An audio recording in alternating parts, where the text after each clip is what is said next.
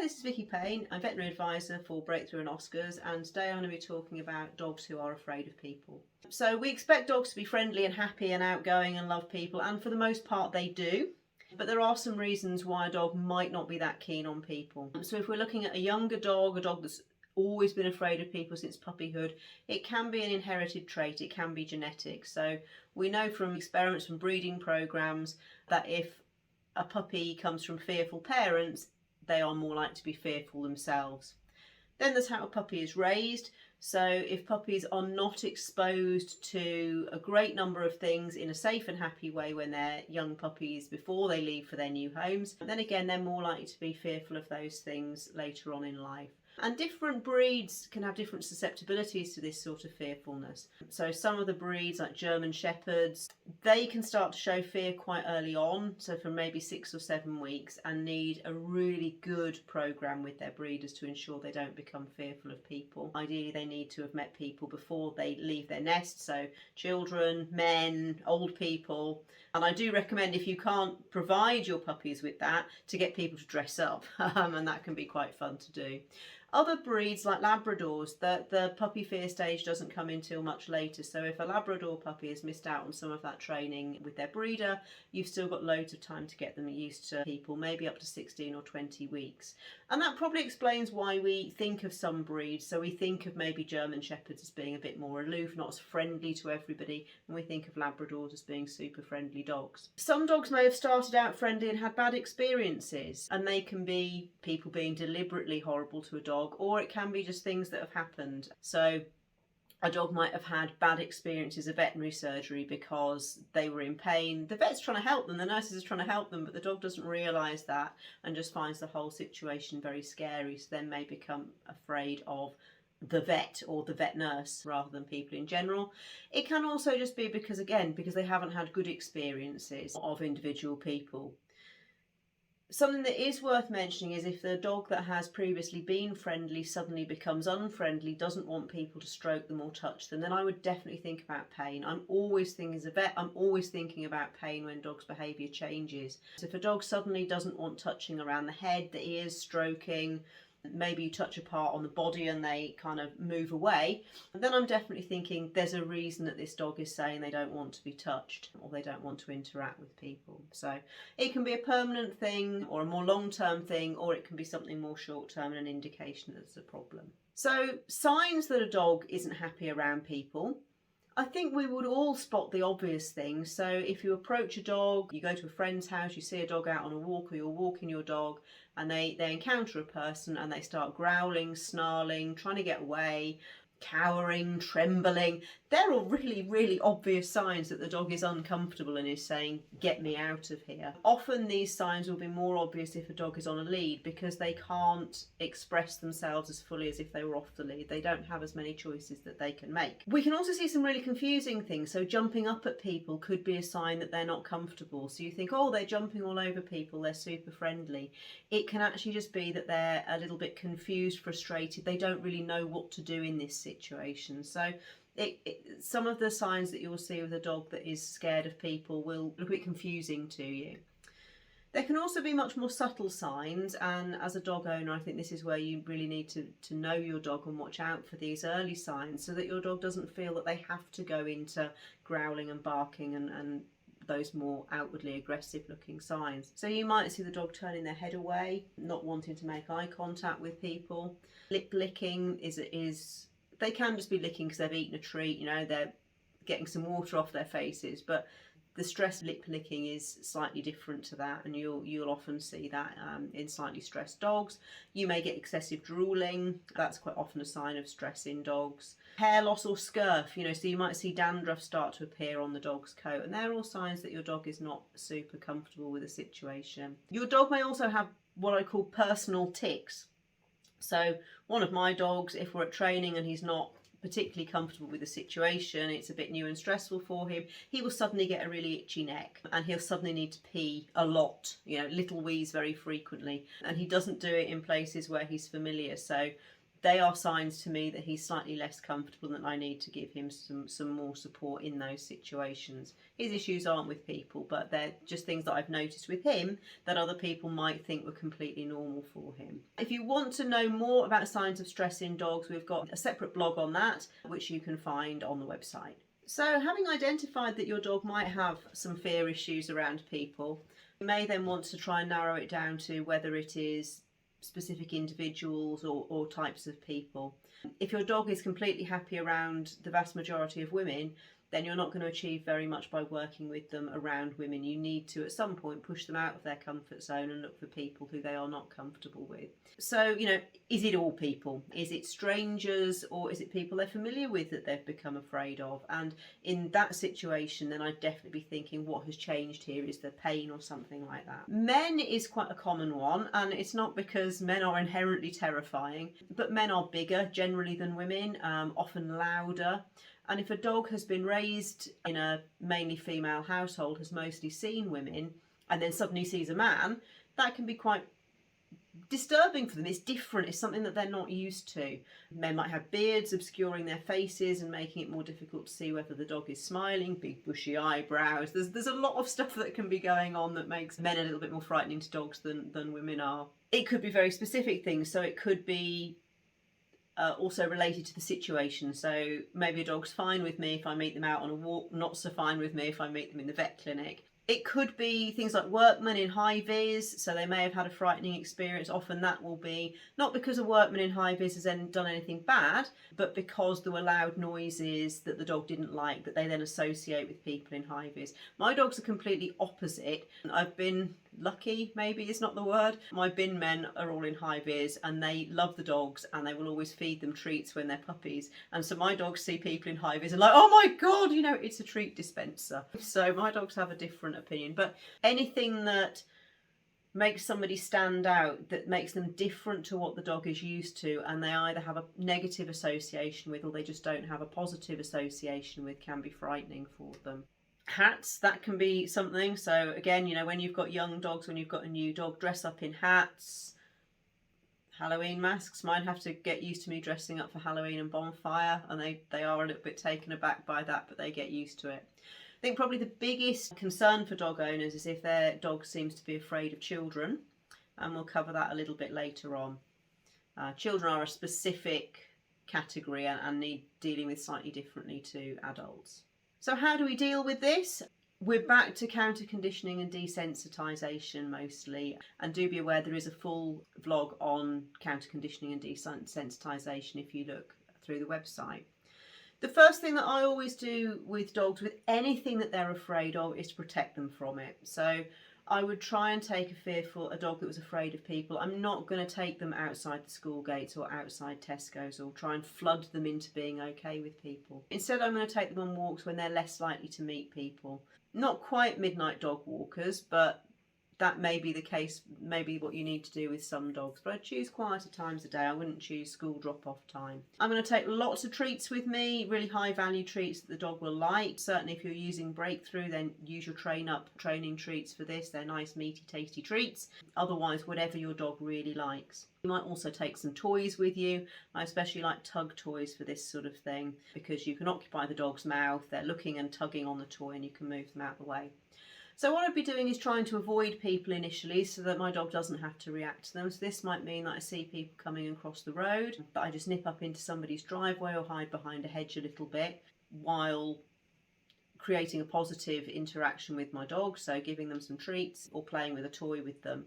As they get more confident, I would let people come closer. I find it really useful when I'm working with dogs like this to either have a vest on them that says give me space or a lead that says training, just to try and keep people out of your space a little bit. I have a dog reactive dog, and this is a very similar situation. People say, oh, my dog's friendly, or my child loves dogs. And you have to be able to say, be confident in saying, my dog's not okay with that at the moment, and then hopefully people will understand and leave you alone a little bit. What we're trying to do first of all is avoid. So the more we avoid interactions with people where our dogs are going to feel uncomfortable, the more relaxed they're going to be. And then we're going to gradually reduce the distance down between the dog and people that we meet on walks. So we might, if the road is narrow enough, we might walk the dog past. But I'm going to teach them to look at me, or to do a hand touch. So I really like hand touch. So they learn to touch this hand to then be fed some treats. It just means that you can be walking along, you can say, watch me, touch, touch. And you can feed the dog, reward your dog as you're walking past the person, quick good morning to the person. They can see that you're training, they can see that you're working your dog.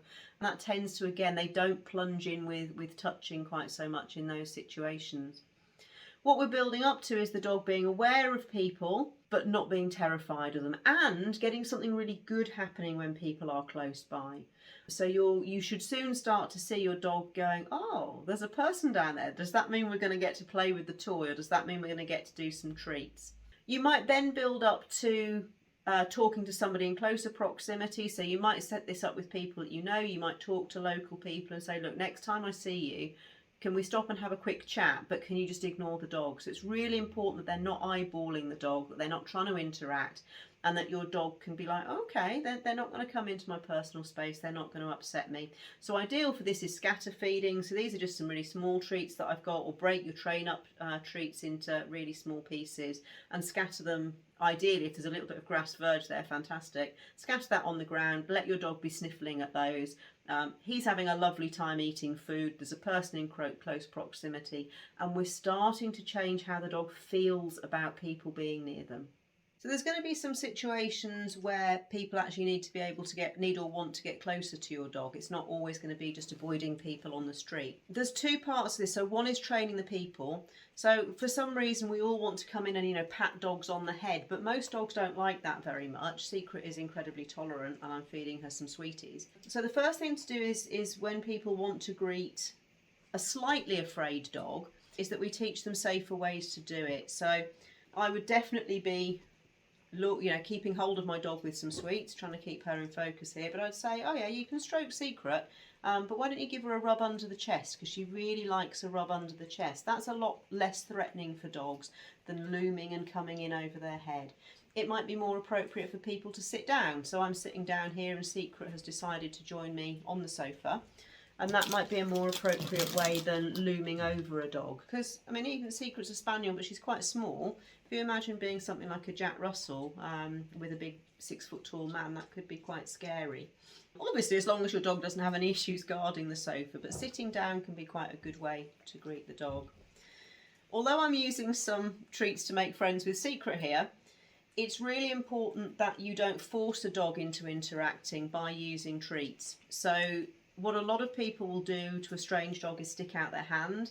It's a bit weird from a dog's point of view. Yeah, this hand tastes of treats. It's a bit weird from a dog's point of view. You're looming this hand at their face. You're also putting, if that dog then gives you a warning snap and you're not quick enough to get out of the way, people can easily get bitten by accident. Very few dogs mean to bite. They mean just to make you go away. Also kind of standing there with some treats going, please dog, come to me, like me. Dogs don't, and it can really set up a conflict and a frustration for the dog, because they want the food. As you can see, Secret really wants the food. If she was scared, she'd be like, oh, I really want the food, but I'm also really scared of that person, and it can be quite stressful for them and quite conflicting. So instead, what I would do, I would maybe sit myself down on the sofa and see if the dog came to me. So yeah, here she's coming to me. I'd let the dog into the, get the visitor into the house, let the dog into the room once your visitor's all settled and comfortable somewhere. You might use food, but what we'll often do is put food away from the person. So again, a bit like on the street, there is some food so that there is a benefit to the dog into coming into the room with the stranger or the new person, but they don't have to come super close to get the food. And over, it could be one visit, it could be a number of visits, you can gradually have the food closer to the person. If the dog does decide to come and interact with the person, come and sniff them or get up on the sofa with them, it's really important that you've warned them not to then go, oh, lovely dog, and grab them and give them huggles, because they won't all be happy with that. Just let the dog interact on their own terms. By all means, have some food, and if the dog then starts asking for some food or for some contact, then they can have it. What I'd say about asking for the dog asking for some contact, if the dog's then Secret's come and sat on me, so that's great. What I would do if this was a dog that I was unfamiliar with is maybe give them a little stroke and then stop and see what happens. If they come back for more strokes or stay sitting, so sitting with me, then great. You know, I'm stroking Secret here, and then I'm going to stop. I'm going to give her an opportunity to see what she does. And she's now chosen to go and do something else. And that would be really typical of a dog that didn't know you particularly well. They've come, they've had a little interaction, they've said, okay, enough is enough, and then they've walked away. If she had stayed here, and some of mine will then be pushing against your hand going, yeah, please stroke me more, then that's a signal that you can keep on interacting with them. But with a dog you're unfamiliar with, or when you're introducing your nervous dog to strange people, little bit of contact and then give them a rest. And the same thing can be done at the vets. So it's obviously a little bit more difficult at the vet. You've got a 10 or 15 minute consultation and your vet does need to do everything that they need to do in that time. If you know you've got a fearful dog, perhaps talk to your vet about medications before the appointment that could take the edge off. Make sure you've done some muzzle training. I'm sure we've got some advice on muzzle training on the website, so that the vet can interact with your dog with no fear of getting bitten. That is really important and allows vets to remain much more calm and chilled out. But the vet can take time, so what I'll often do is let the dog come into the room, let them have a sniff about. If it's appropriate, there might be some dropped biscuits on the floor for them, while I start asking the owner about the history. Why are you here today? You know, what's Boris in for today? Oh, it's vaccinations. Is he a bit nervous? Yeah. I might do a bit of my physical examination and then come away and draw up the vaccines or go out and get some medicine. So I'm not hands-on all the time. I'm giving them a little bit of breathing room there. Yeah, definitely when you're doing these introductions, tell people not to eyeball the dog. Dogs are beautiful. We want to look at them, but staring is quite threatening from a dog's point of view. So maybe just often doing something else like watching the television is great. And then if the dog decides to come and join you, fantastic. Little bit of interaction, not being too much, and move slowly. If you've got a dog that has been afraid of people and somebody in the room needs to get up and maybe go to the loo, it's going to happen. Just warn them beforehand. Say, look, can you just give me a warning if you're going to get up? Because often that getting up, the dog's like, whoa, what's happening? And that's when you can get bites or growling or snapping happening. So if your guest says, do you mind calling Boris over because I'd like to go to the loo? That's great. You can be like, Boris, come away, maybe get hold of him, give him some treats. Your guest can go out and get out of the room safely. The final section is about dogs and dogs being afraid of children. I've separated this out on its own because it's often for slightly different reasons, and the problem is often the children and not the dog. Children are even less predictable than adults. Children can scream loudly, flail their arms around, be happy and giggly 1 minute, crying their eyeballs out the next minute. Especially younger children, a bit like young dogs, they lack impulse control. They lack an understanding, so they want to touch the doggy and they want to touch the doggy now. And they don't necessarily understand that they need to, you know, wait till the dog's ready, wait for the dog to come over, that sort of thing. So I think more important than with adults is definitely not expecting dogs to interact with children or forcing them to interact with children. Obviously it's a bit difficult if they're your children and your dog. But I think the most important is managing interactions with children. Now my dogs are not particularly familiar with children, and if I had children coming over who weren't really good with dogs, my dogs would just be somewhere else. They would be in their safe space with something to chew on, some food, some music to listen to, and they'd be having a great time without me having to worry, was a child going to do something that my dog was uncomfortable with? If I am going to introduce my dogs to children, then the children are given some rules first of all. It might be, I'd like you to sit on the sofa when the dogs come in, and you're allowed to tickle them under the chin if they come over to you. I definitely wouldn't be allowing them to eat any people food around my dogs. My dogs do have food manners, but children tend to have food a bit more all over them, and they might, if the dogs licked at their fingers because the fingers were covered in, you know, pudding or something, the child might snatch their hand out of the way, and dogs could grab at that. Children that are going to be around dogs need to be taught to respect dogs, so, you know, not poking in their ears, not poking in their eyes, not sitting on them, pulling their tails, using them to get up on. Children really need to understand that if the dog takes any of their toys, that they come and get a grown-up to get that toy off the dog, and that they don't try and take it themselves.